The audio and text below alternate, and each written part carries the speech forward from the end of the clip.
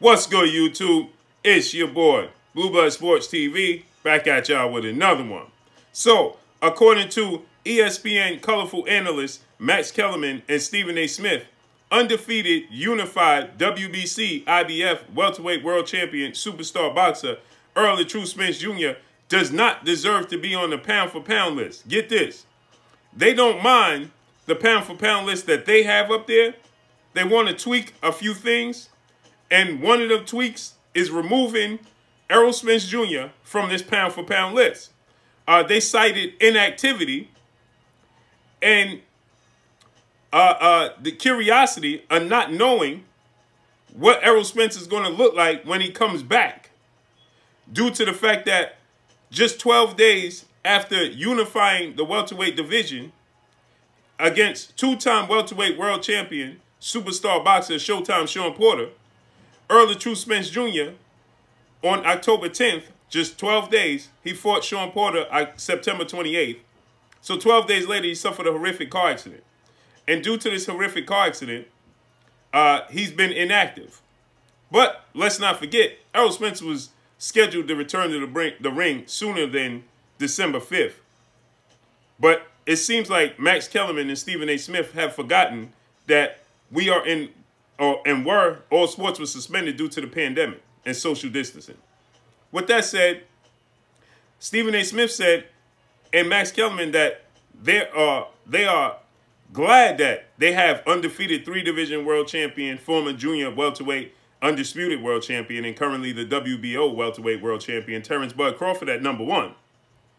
But then they get to, here's where it gets tricky. Then they get to number 2, and they have four-division world champion, Mexican superstar boxer Saul Canelo Alvarez at number 2. And they have zero issues with Canelo Alvarez being at number 2. But one of the big reasons they cited that Errol Spence should be removed from this pound-for-pound list is due to the fact that he's inactive. Well, obviously, the last time Errol Spence graced the square circle due to the car accident was September 28th of 2019 when he faced off against Showtime Shawn Porter. But let's just talk about this, shall we? Because just 2 months later was the last time we saw Saul Canelo Alvarez in the ring, in November 2nd of 2019. So Errol Spence and Shawn Porter fought September 28th of 2019, and Canelo Alvarez fought November 2nd of 2019. So Canelo Alvarez essentially is only a matter of a month, essentially, right? Because he fought early November, and September 28th is the end of September. So Errol Spence and Shawn Porter fought in the end of September. Canelo Alvarez fought a month later, and that's the last time we saw him in the ring, November 2nd. So Canelo Alvarez has been inactive as well. And then we go down resumes, last 3 fights. Last 3 fights, Canelo Alvarez has fought in Rocky Fielding. Nobody knows who Rocky Fielding is. That was for the WBA super middleweight title. He didn't fight the WBA regular champion in Caleb Smith. He fought the WBA super middleweight regular, or I don't know, interim, whatever he is, right? Too many belts in the sport of boxing, too confusing. Rocky Fielding. Errol Spence fought Mikey Garcia. Then he fought Danny Jacobs.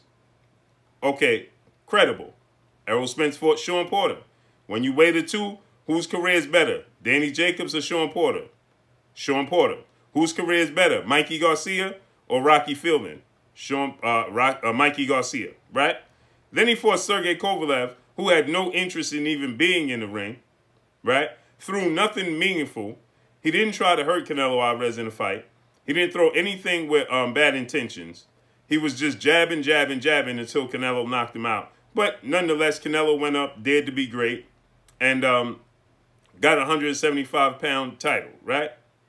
The weakest link at 175, but nonetheless, he got the belt. With that said, Sergey Kovalev was stopped 2 out of his last 4 fights.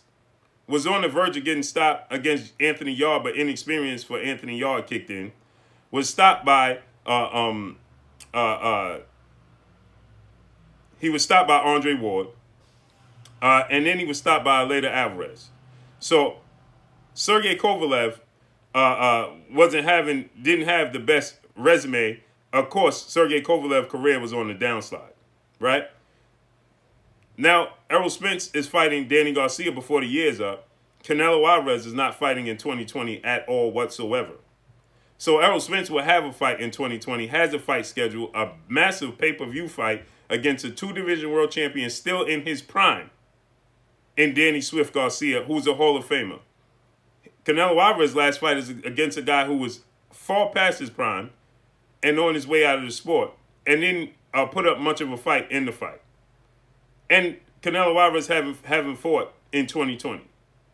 Errol Spence is scheduled to fight in 2020. Then they're okay, right, with Inoue at number 3.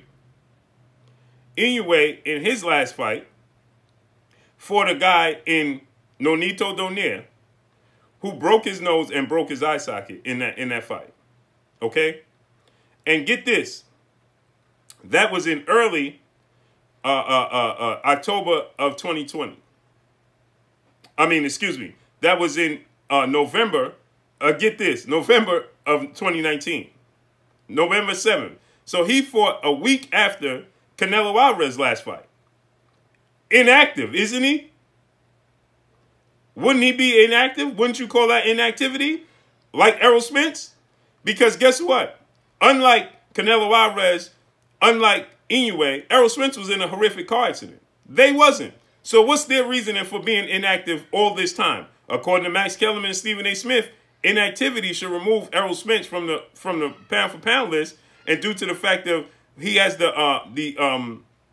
aura of the unknown, he should be removed from this list. But now you have Inoue, who's fighting this Saturday. But he's been inactive, so he's fighting October 31st, the end of October. So we're going into November. A month from that, Errol Spence will be back in the ring. He suffered a horrific car accident, not Inoue, and not Canelo Alvarez, right? But they've all been inactive a month apart. Errol Spence's last fight was September 28th of 2019. Inoue fought November 7th of 2019, and Canelo Alvarez fought November 2nd of 2019, a month after Errol Spence's last fight. So they all fought around the same time, and they all been inactive at the same time. This just goes to show you the level of lack of boxing knowledge that these quote-unquote mainstream media have, okay? Now, Jason Maloney is a great fight for Monster Inoue. This coming up this Saturday night.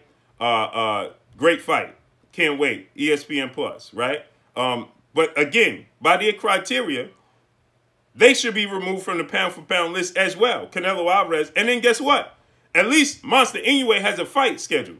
Canelo Alvarez is in a legal battle with the Zone and his promotional company, Golden Boy, and Golden Boy CEO, Oscar De La Hoya, because he's suing Golden Boy, Oscar De La Hoya, and the Zone all separately. So Canelo Alvarez is not fighting anytime soon in the foreseeable future. Inactive, to say the least. Okay? So let's say Canelo Alvarez doesn't fight in December. Then that means by the time Errol Spence fights, he caught up to Canelo Alvarez. So essentially, Canelo Alvarez should be removed from the list. And then Stephen A. Smith goes on to rave about how Canelo Alvarez beat James Kirkland. Do you know how long ago that was? He says James Kirkland still hasn't been found. We still don't, James Kirkland is still on the missing list, right? When Canelo Alvarez fought James Kirkland, that was May of 2015. Going on 6 years ago. This is what Stephen A. Smith is raving about. And he fought James Kirkland. Essentially, he should have been coming off a loss to Erislandy Lara. He lost badly to Floyd Mayweather every round. Then he won against Alfredo Angulo. He fought Erislandy Lara, which should have been a loss. Most people thought he lost that fight. Then he fought James Kirkland in 2015. This is what Stephen A. Smith is raving about. Okay? Essentially, Canelo Alvarez is inactive, should have had 2 losses on his resume, right? Then you have Errol Spence. So now the list says Terrence Crawford, credible. Canelo Alvarez at 2, questionable. Monster Inoue at 3, should not be there. Errol Spence at 4, they want him removed. Okay? Then they have Teofimo Lopez at number 5. And they say that Teofimo Lopez is only there, and he shouldn't be ahead of Vasyl Lomachenko, who they have at number 6. But he's there, but he shouldn't be there due to the fact that he only had 1 significant win in his career, and that was against Lomachenko. Well, guess what? Lomachenko only has a total of 15 fights, but you had him at number 1 pound for pound. How could that be possible? And then you put him right behind at number 6. Now he has 2 losses on his resume. And you put Errol Spence at number 4, but you got him, Vasyl Lomachenko, at number 6 with 2 losses on his resume. One coming at the hand of a journeyman with 12 losses and 2 draws. And the other one coming at a 23-year-old kid with only 15 fights. That you saying he only had 1 significant fight. So what does that say about Lomachenko? If his only significant fight is against Lomachenko, he beats Lomachenko clearly, handily, first 7 rounds went to him, essentially giving him the fight, and unless Lomachenko got a knockout, then what does that say about Lomachenko, and why do you still have him at number 6 then? He lost to a journeyman again with 12 losses and 2 draws, essentially 14 losses on his resume. Then he lost to a kid that's 23 years old with no big fights. But he's still at number 6, right? That makes sense. That speaks volumes about how they see things and the agenda that they're pushing, right? So with that said, then they go on to complain about having Tyson Fury at number 8. They said that's far too low. Tyson Fury should be well above number 8. Right? Well above number 8, according to them. Which is ridiculous to say the least, because Tyson Fury is a heavyweight.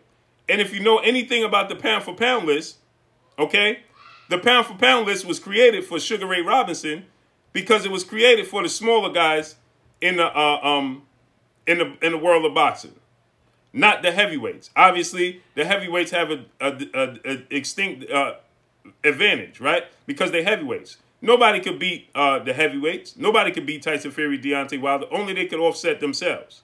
So they're claiming that now they have a heavyweight, the only heavyweight on the list, and that's Tyson Fury. Tyson Fury should not be on this list at all whatsoever, because heavyweights should not be on the list at all, point blank and period. But nonetheless, ESPN decided to put Tyson Fury on the list. Okay? So with that said, then they have Vasyl Lomachenko, who definitely should not be there. They have Estrada on the list. I love Estrada, but I could name Jamel and Jamal Charlo. Estrada should not be over them. Tyson Fury shouldn't be on the list. Then they go on to say that how they should go think about putting Jamel and Jamal Charlo on the list. They should already be on the list because of their accomplishments. Okay, that's number 1. So Estrada's on the list, which I have no problem with being at number 10. But these guys on the list is just Monster Inoue should not be at number 3 at all whatsoever. Point blank and period. Alexander Usyk should not be on this list as high as he is. They have Gennady Golovkin. Excuse me, Gennady Golovkin is at number 10. They have Estrada at number 9, excuse me. They have Tyson Fury at number 8. So 10 is Gennady Golovkin. How? How is Gennady Golovkin at number 10? Over Jamal Charlo. They fight in the same division. Jamal Charlo's undefeated, and Gennady Golovkin won't give him the time of day. And Gennady Golovkin has a loss on his resume and a draw. And essentially, he lost to the guy that Jamal Charlo just outclassed in Sergey Derevyanchenko.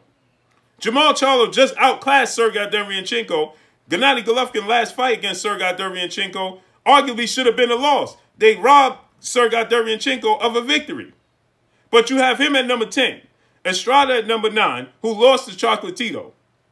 Has losses on his resume. Tyson Fury at number 8. Right?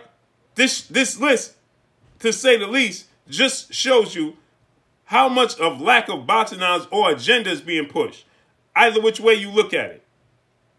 The agenda being pushed or the lack of boxing knowledge. It clearly shows up. But this is who you guys call the quote-unquote mainstream media. So Errol Spence has the best resume, one of the best resumes. He's went to the UK, fought Kell Brook, took the IBF title in the UK in hostile environment. He beat Mikey Garcia, 4-division world champion, Mexican superstar boxer. He beat Showtime Sean Porter. He beat Lamont Peterson. He stopped Chris Algieri, something that Manny Pacquiao or Ruslan Parotnikov could not do. Okay? In dramatic fashion. He stopped Leonard Bundu in a more dramatic and impressive fashion than Keith Thurman did. Okay? He beat Sean Porter. Okay? So now he's fighting Danny Garcia. But yet you're telling me that Monster Inoue, whose biggest win is to a guy, Nonito Donaire, who was dominated by Nicholas Walters, who was dominated by Guillermo Rigondeaux, right? And seen his best days pass him a long time ago. Monster Inoue, in his last fight against Nonito Donaire, went tooth and nail, was nearly stopped, had his nose broke, had his eye broke in that fight. The guy that was seen as far past his prime. You have him at number 3 with one significant win on his resume. But you complain about the one significant win on Teofimo Lopez's resume coming at the hands of Vasyl Lomachenko, who you have ranked at number 1, who he dominated, defeated clearly, and you still have him at number 6. This just goes to show the agenda that's being pushed. Point blank and period. But that's all I got for y'all, man. Drop a comment in the comment section. Let me know what y'all think. Y'all already know what it is. It's your boy Blue, Blue Blood Sports TV. Hate, like, comment, and subscribe. You haven't subscribed, hit the subscribe button, hit the like button, hit the bell icon to get all the new notifications. Follow me on Instagram at Blue Blood Sports TV, all one word. Y'all already know what it is. Shout out to the entire LDBC. Shout out to New Media. Shout out to Black Media Raw. Make sure you like and share these videos. That's all I got for y'all. Peace.